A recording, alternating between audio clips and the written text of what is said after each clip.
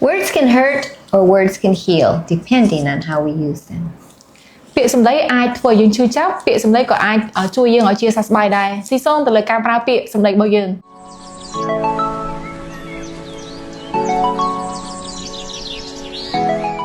Today we're going to look at Psalm 64. ថ្ងៃនេះយើងនឹងមើលទំនុកដំកើងចំពោះទី64 And David here is talking about some people who are using their tongues very wickedly against him. ចឹងកន្លែងនេះយើងទៅមើលអំពីស្ថានភាពមួយដែលព្រះបាទដាវីតបានជួបគឺមនុស្សគេប្រើពាក្យសម្ដីរបស់គេមកបំផ្លាញព្រះអង្គខ្លាំងមែនទែន He likens their words to swords and arrows flying at him. អញ្ចឹងព្រះអង្គពណ៌នាដូចជាការដែលគេប្រើដូចជាដាវឬក៏ព្រួញពាក្យរបស់គេបានចូលមកកាន់ព្រះអង្គឲ្យបាញ់ទម្លុះចិត្តរបស់ព្រះអង្គ But let's look at verse 8. យើងទៅមើលខ8ទាំងអស់គ្នា Says they will be made to stumble and their own tongues will work against them. All who see them will shake their heads. ពាក្យសម្ដីរបស់ពួកគេបានធ្វើឲ្យខ្លួនវិនាសអស់អ្នកដែលឃើញពួកគេនឹងនាំគ្នាក្រវីក្បាល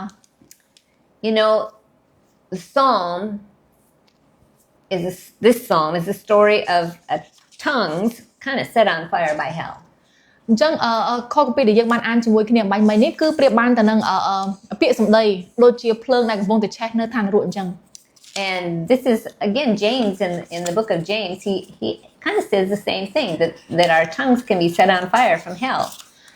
ក្នុងសភៅគម្ពីរយ៉ាកុបបានចែងដូចគ្នាដែរថាពាក្យសម្ដីពិតជាអាចដុតបំផ្លាញមនុស្សដូចជាភ្លើងដែលនៅឋាននរកដែរ When the tongue is used to curse people នៅពេលដែលយើងប្រើប្រាស់ពាក្យរបស់យើងដើម្បីទៅដាក់បណ្ដាសានរណាម្នាក់ or defame them ឬក៏លាបពណ៌នរណាម្នាក់ it's being used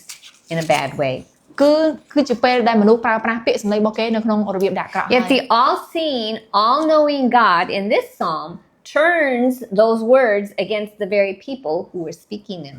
អញ្ចឹងកន្លែងនេះដែលយើងអានជាមួយគ្នានេះគឺព្រះជាម្ចាស់ដែលទ្រង់ជាព្រះដែលទតឃើញអ្វីៗទាំងអស់ទ្រង់ជ្រាបគ្រប់ទាំងអ្វីៗទាំងអស់ព្រះអង្គនឹងបំផ្លាស់បំប្រែពាក្យដែលមនុស្សនិយាយនោះដើម្បីឲ្យទៅគេបានទទួលផលអ្វីដែលគេបាននិយាយនឹងឯង And we see the one who yields his tongue to be used as an instrument of evil receives that very evil back upon his life. អញ្ចឹងនៅពេលដែលគេប្រើប្រាស់ពាក្យសម្ដីរបស់គេដើម្បីទៅធ្វើកិច្ចការដែលអាក្រក់គេនឹងបានទទួលផលដែលជាកិច្ចការអាក្រក់ចេញអំពីពាក្យដែលគេបានសាបព្រោះដែរ Now, sometimes our tongues become, we could say, out of control. For example, when we're angry. អញ្ចឹងពេលខ្លះយើងពិតជាអាចទប់មាត់របស់យើងបានមែនជាពិសេសនៅពេលដែលយើងខឹង Anger is a fire kindled, but rage is a fire out of control.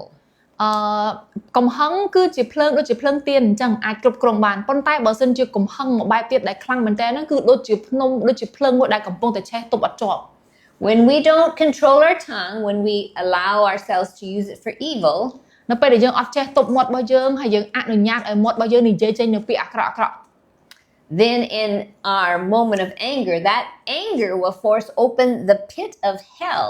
and dark words will come tumbling out. អញ្ចឹងពេលហ្នឹងហើយជាពេលដែលមាត់របស់យើងនឹងនិយាយចេញនៅពាក្យអាក្រក់ៗដែលយើងមិនដែលគិតដល់ឬក៏មិនដែលចង់ឲ្យចេញទេប៉ុន្តែវាចេញមកដូចជាពាក្យដែលអាក្រក់ចេញមកពីឋាននរកអញ្ចឹង Your words can be sewer words. អញ្ចឹងពាក្យរបស់យើងក៏ដូចជាពាក្យដែលអាចប្រៀបបានទៅនឹងទឹកស្អុយដែរ It bubbles up, pollutes everything that it touches. អញ្ចឹងវាស្អុយវារលួយកក្រិច But remember that filthy water, after it bubbles up, will also flow back in, polluting the one who spewed it out in the first place. ចាអញ្ចឹងនិយាយអ្វីចេញដូចជាទឹកដែលអាក្រក់ទឹកដែលកក្រិចវាចេញទៅវានឹងប៉ះខ្លួនវិញនឹងមានអារម្មណ៍កក្រិចនឹងប្រឡាក់នឹងកខ្វក់ដូចគ្នាដែរ Our words are powerful. ពាក្យរបស់យើងពិតជាមានអំណាច Gossip, slander, lying, anger, they're all like poisonous arrows. ពាក្យអាក្រក់ជេរការនិយាយដើមការកុហកមួយបង្កាច់អ្វីៗទាំងអស់ហ្នឹងគឺដូចទៅនឹងព្រួយដែលបានបាញ់ចេញអញ្ចឹង They're like sharpened arrows that harm those that we ហើយជាព្រួយដែលមានមុខស្រួច We need to be careful with our words. យើងត្រូវតែប្រយ័ត្នប្រយែងជាមួយនឹងពាក្យសម្ដីរបស់យើងដែលចេញពីមាត់របស់យើង Because we see here very clearly that our words will be turned back toward us. ដោយសារតែយើងបានឃើញយ៉ាងច្បាស់នៅក្នុងខដែលយើងបានអានជាមួយគ្នាពាក្យដែលចេញពីមាត់របស់យើងនឹងឲ្យផលផ្លែមកកាន់ត្រឡប់មកកាន់ជីវិតរបស់យើងវិញ Be careful with our words. សូមប្រយ័ត្នប្រយែងជាមួយនឹងពាក្យសម្ដីរបស់យើងទាំងអស់គ្នា Let's pray. Lord, let the words of my mouth and the meditations of my heart be acceptable to you. បងឲ្យសូមឲ្យពាក្យដែលចេញពីមាត់របស់កូនចិត្តគំនិតដែលថ្វាយបង្គំព្រះអង្គចេញពីជីវិតរបស់កូនសូមឲ្យព្រះអង្គបានទទួលយក Teach me to keep a guard over my mouth. បងសូមជួយកូនឲ្យកូនចេះការពារចេះទប់មាត់របស់ខ្លួនឯង If I sin with my words, show me. បើសិនជាកូនប្រព្រឹត្តអំពើបាបតាមរយៈពាក្យរបស់កូនបងឲ្យសូមបង្ហាញឲ្យកូនឃើញ And Lord, above all, teach me to be quick to hear and slow to speak. ហើយលើសពីអ្វីៗទាំងអស់ព្រះអង្គសូមជួយកូនឲ្យកូននិយាយឲ្យប្រកបដោយប្រាជ្ញាហើយយឺតប៉ុន្តែសូមឲ្យកូនជាម្នាក់ដែលពូកែស្ដាប់ជាង I yield my thoughts to you, Lord. កូនថ្វាយចិត្តគំនិតទាំងអស់ទៅកាន់ព្រះអង្គ I yield my tongue to you, Lord. ហើយកូនថ្វាយមាត់របស់កូនទៅកាន់ព្រះអង្គ And I yield my life to you. ហើយកូនថ្វាយជីវិតរបស់កូនទៅកាន់ព្រះអង្គដូចគ្នាដែរ In Jesus' name. ក្នុងព្រះនាមព្រះអង្គម្ចាស់ព្រះយេស៊ូវគ្រីស្ទអាមែន